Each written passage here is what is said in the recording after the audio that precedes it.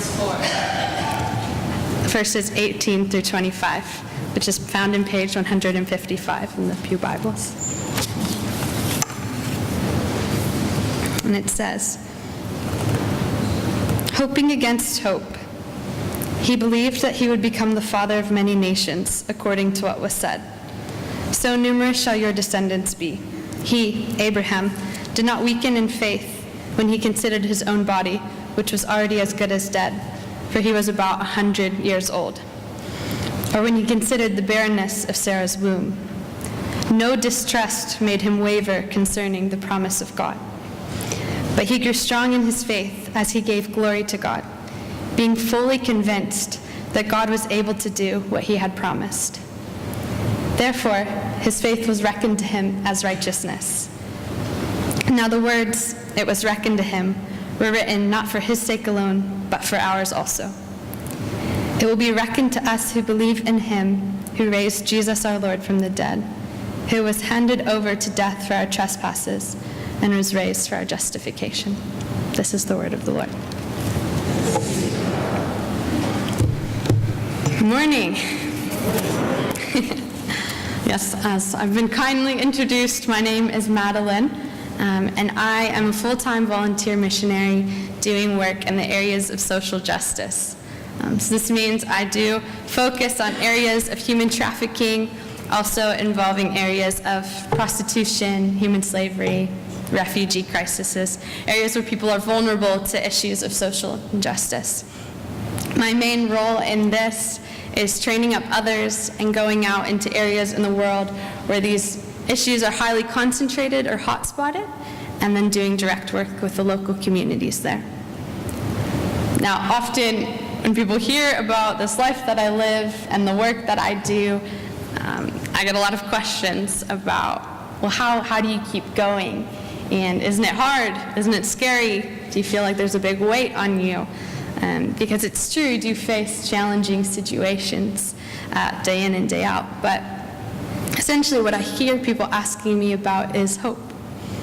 And asking me, well, where does your hope come from? And how do you have the hope to keep going? And how do you have hope to give to other people in the midst of this? And that's just a little bit of context about me, to give light to when I was praying and asking God, what do you have a word for us today to say? He brought me back to that word of hope. And that word that we all grapple with in some way or another, in the context that might look like mine, in a context that looks very personal to you. There can be times where we are questioning hope and looking at it in light of big world issues, when we turn on the news in the evening and we hear about what's going on. Or there are times where there are things that to the world would look a lot smaller, but to us feel very personal and hold a lot of weight. Where we question, well, how can I keep going in this relationship, in this friendship, in this line of work? What can I do? And we ask ourselves, we have that question of hope. How do I find hope? And how do I walk forward? And how do I maintain it? And this morning, as I was praying for this morning, I felt like God gave me this question for us to look at. And it's, when we are faced with things that look hopeless, what is our response? And those things that look hopeless, they can be those big things, or those things that might look small but hold the weight to us. And our response can be being out there in the midst of the action of it, or it can be in that place of prayer. It can be those conversations we know we should have, or maybe the things we know we shouldn't say. When we're faced with hopelessness, what is our response? Because we will face issues that are hard. That's a part of life. But we have the ability to make a choice in those moments. And today we're going to look at that choice that has value. And that choice, it matters and it makes an impact. And because of the living God that we get to make that choice with. So I'd love for us to look together at that passage we read in Ezekiel today.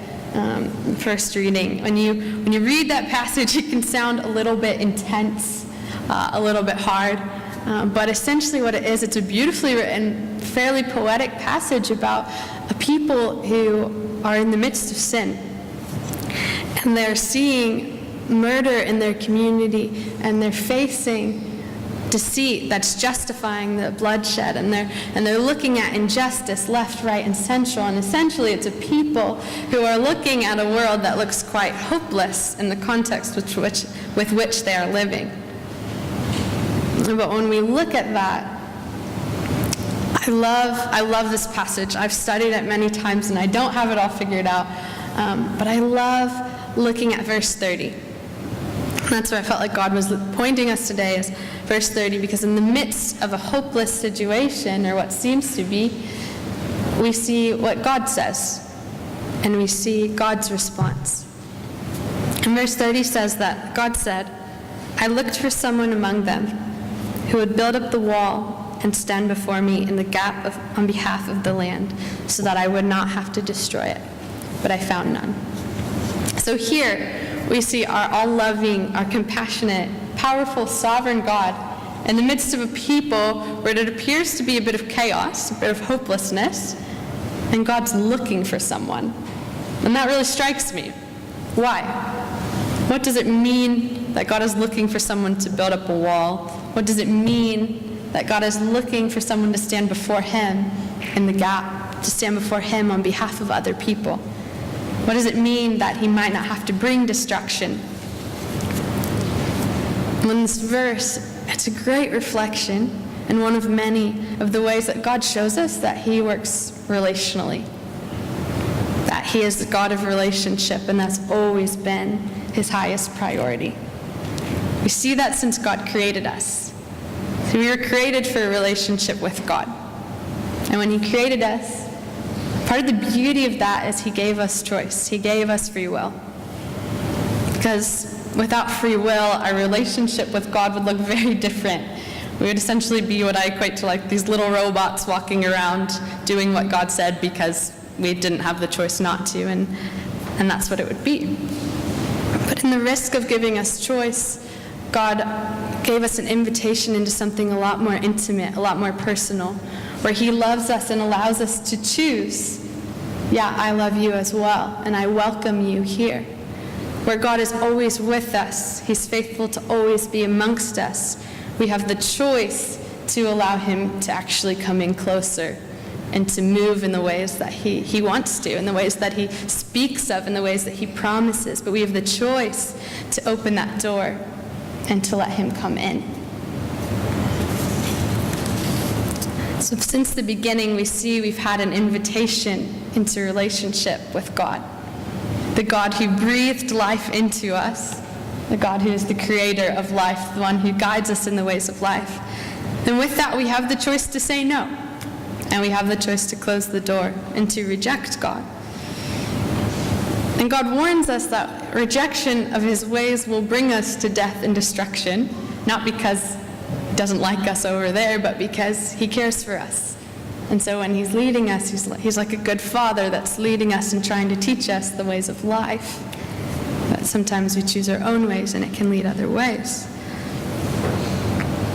So are we in charge of God? No.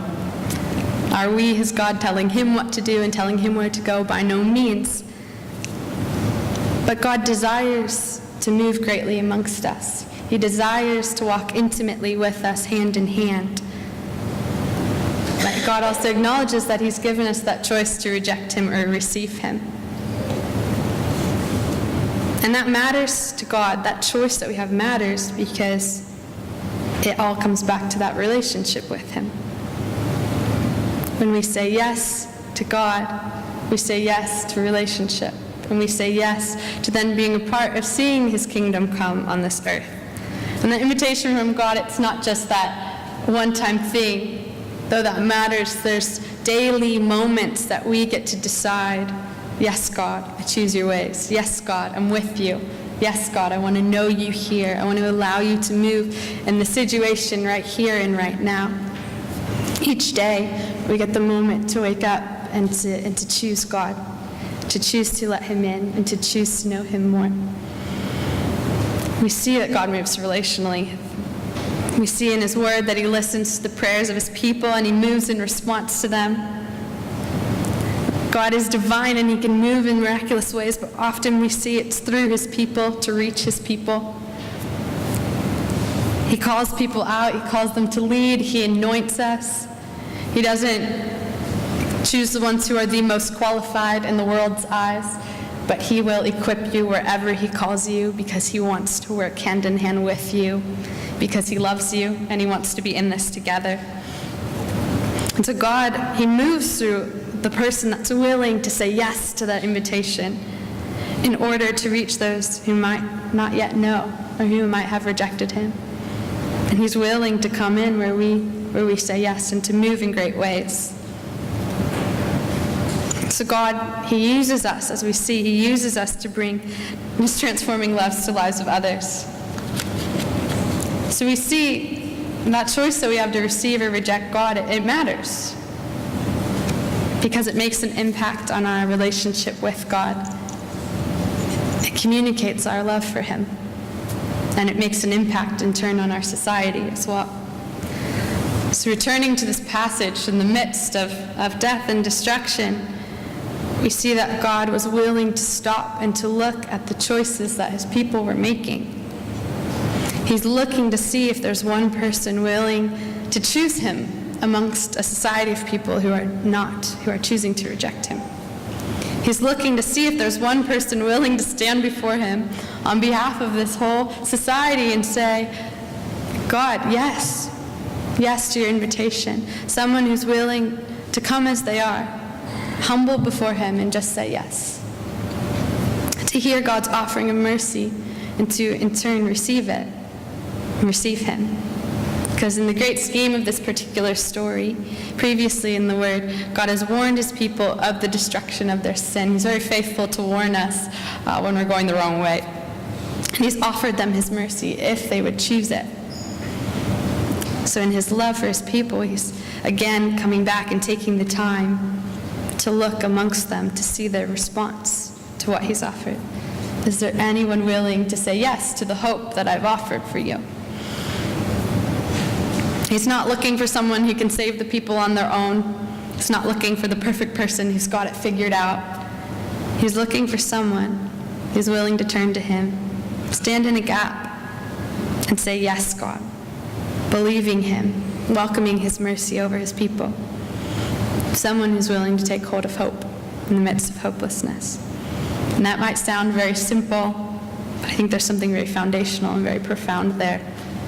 An empowerment and an encouragement to us that it's not all about our striving or our good deeds, but God actually values our yes to him, that he would stop and he would listen and he would look for it because he would honor it as well. Because if the creator of the universe thinks it matters enough for him to take the time to look at the land, to see what we're choosing, I see that, our choices, they hold value to him. If it matters enough for God to take the time to look for someone who would stand on behalf of others, I see that he values that yes, and he wants to move just beyond our own lives, but onto the lives of many through that position, because he loves us all together. And it's not always as easy as it sounds. There are times where I have climbed literal mountains in Nepal to reach villages of people who have just been through an earthquake, and it's challenging. There's a hike, and there's a perseverance, and there's a fight that you make, and then sometimes you get there and it doesn't look like you would think it would look. There's still hard things here, but we've made it through this fight, and I think we've all had those moments in life where we're fighting up these mountains or these battles, and it's not always looking the way that we think it should look, but in those moments where we're face to face with something that could look hopeless, what is our response? Because upon arrival in that village, where it looks very hard and very hopeless, is actually this moment where we get to say yes to God. And we saw incredible breakthrough happen, communities empowered and encouraged and helped to life. And it didn't always look the way we thought, but that didn't disqualify what God was doing. Because when we're faced with this hopelessness or the sight of it, we get an invitation. And that is incredibly exciting. Because that yes to God, it liberates us from striving, it liberates us from perfectionism, and it welcomes us into relationship. A relationship filled with grace and truth, love and power. Bringing it back to that original intent where our prayers, they matter, and our choices, they matter. We get to say yes. We get to join with our living God. And why? Why? Why does God spend this time looking for us? Why does he work with us? Why does he invite us into this? I can't explain it all except for that he loves us, and that is his priority, is to love us and welcome us in to a greater place of knowing him, because that's why he made us, to be with us. And in light of looking at some of these situations, God was reminding me of a few stories this morning of when I have felt beyond my limits, but have been able to step in and see him move in the work that I've done. I remember a few years ago, I was in the Middle East, and I was sitting in the home of a husband and a wife who had just escaped an incredible journey out of war, and they were facing a lot of brokenness amongst them due to what they had been experiencing, due to what they had seen. And I was looking at this father who was sharing with us about his wife and how she wanted to go back to the land, to their home. And he was distraught because that's where they had just escaped from, and that's where the pain was, and there wasn't hope there, and he was afraid. But all that he knew to keep her was essentially a fear-based tactic. He had learned growing up that as the man of the house, you use fear to keep your wife with you. So I sat there looking at a very broken situation where there's abuse involved and there's hurt involved, and I realized I was 21 years old and had no idea how to break down someone's worldview and cultural upbringing on my own. But I felt a stirring in my heart where I heard God say, "Would you believe in my hope and my promises for these people?" I said, "Yes, God." So God showed me, and I opened up the Bible with this man, and we brought him to passages about honor and about communication and about how to operate rightly in relationship. And I will never forget the tears in this big man's eyes as he completely fell apart. And he said, "Would you teach me how to do this? And would you pray for my wife and I that we could love each other like this? Because this is what I've wanted. And this is what I've searched for. And I've never found it before." And there was this moment where hope broke through, in a moment that felt very beyond me. And all of a sudden, we started walking a family through counseling. And I wasn't there for the whole picture, but there was a moment where I got to be a part of just saying yes and seeing God come through. Yeah, there was another moment just a few months ago when I was in Nepal, and I was hiking with a team that I was leading, and kind of in the middle of a mountain in just the midst of Nepal, and we passed a school. And it was very unexpected to me to see a school where we were. But again, I heard God stir me of these people, they need me. They need some hope right now. Would you be willing to go in? So I poked my friend on the shoulder who was translating for us, our local friend, and I said, "Can we go into this school?" She said, "Well, I don't know." And I said, "Well, let's just go find the principal and let's ask some questions." So we went to the head office, explained to them, we have a team, we know some fun dramas, we have some stories on value about Jesus we'd love to share. We found out it's a Buddhist-run government school. They said, "Yeah, come on in, we'll stop some classes for you." So that day we got to share with around 200 students. And I'll never forget the tears in my own team's eyes as they were crying at seeing these students engage with Jesus, welcome him into their lives for the first time. We're hearing stories of them accepting hope and seeing things anew, seeing their value for the first time ever as people. And they were, to have a random group of people show up from across the world to give this to us, this is a gift, they were saying, and we just had the privilege of being a part of it because it wasn't us, it was Jesus. It was all him coming and moving in that moment. There's another moment in Nepal at a school where we had a planned program with a class of about 30 students. We have these anti-human trafficking programs where we teach on the issue and we teach how to protect yourself and how to protect others. And in the midst of doing this program, we had the headmaster of the school translating for us, and he stopped me. And he was like, I can't translate that anymore. And I was like, oh, I'm sorry, like, what has happened? And he was like, I just can't believe that this is real. And I was like, well, yes. And we chatted a bit about it because we were in an area of Nepal where it is the largest human trafficking hotspot in all of the country. And he was sitting there, he's like, I didn't know this existed here. And so he said, we finished our program, and he said, come with me. And he stopped the entire day of school and brought 400 students out to the yard, and he said, do your program for our entire school. We need to know what you're sharing with us, because he said, we want hope in our school. So we got to share, we got to do our program, and then the faculty asked us to create a video of it that they could implement into their curriculum every year, because they recognized this is something we've been missing. And this was just, again, a moment where we said yes. Our program's not that impressive on its own, but God had come and moved because he had made the way for us. There's another place where we often go, and as teams we visit the brothels, we visit women, and then we bring cookies, we bring encouragement, we do nails, and we minister to women in these places.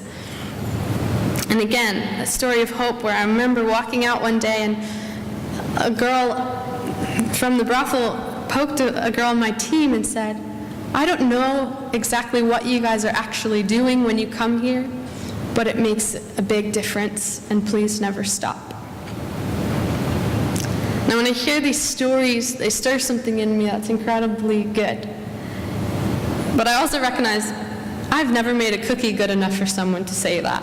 And I probably haven't created a program that's really that impressive either, to be translated into another language and to be implemented into entire school system.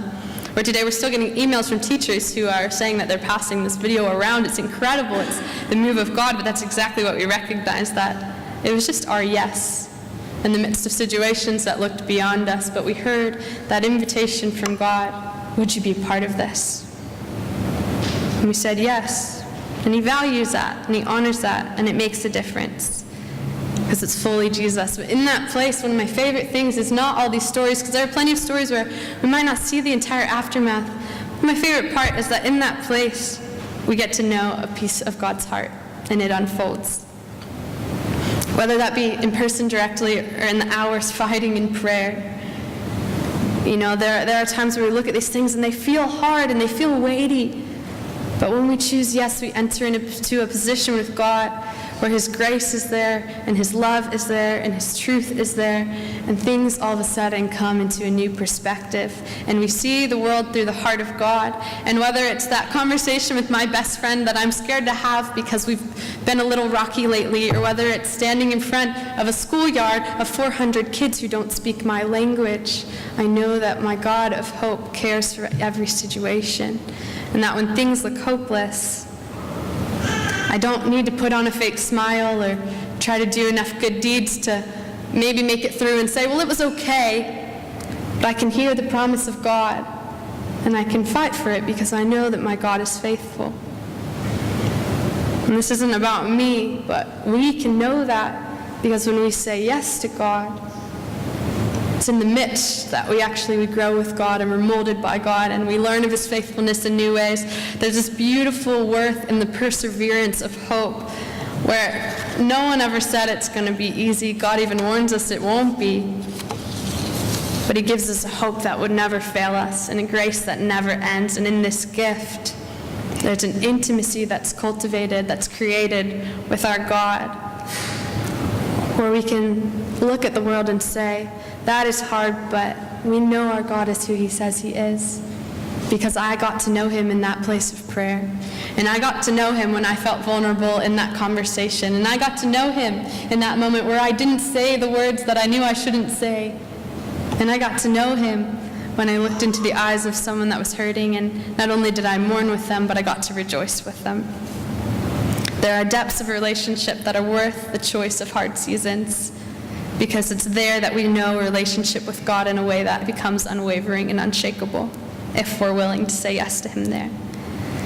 And if we're willing to stand in that gap in action and in prayer and in faith, because there we know his heart for us, and we know his heart for our world, and we come to see the assurance of his promises even if they come into play in a different way than we would have anticipated. But that's the beauty. It's not on our shoulders. It's God. So we get to see him in great new ways, not by our own strength, but in the gift of his love. Our choices all of a sudden matter. So when we look in the face of hopelessness, our response turns out it does matter, because there we see an invitation of a God who is with us and he's looking for our yes. He's eager for our yes. He wants us to know him more. He wants to restore us to the hope we've been created for, and in turn, he invites us to join him in the greatest journey of bringing hope to our world, never being disqualified from the promises he's spoken to us. Because we are not the saviors, and we don't carry the weight of the world. We don't carry the weight of the worry, but it's because our Savior has come. Our hope is alive in Jesus, and we get to be a part of knowing that good news and bringing it to a world that's also very hungry to know it too. Thanks be to God.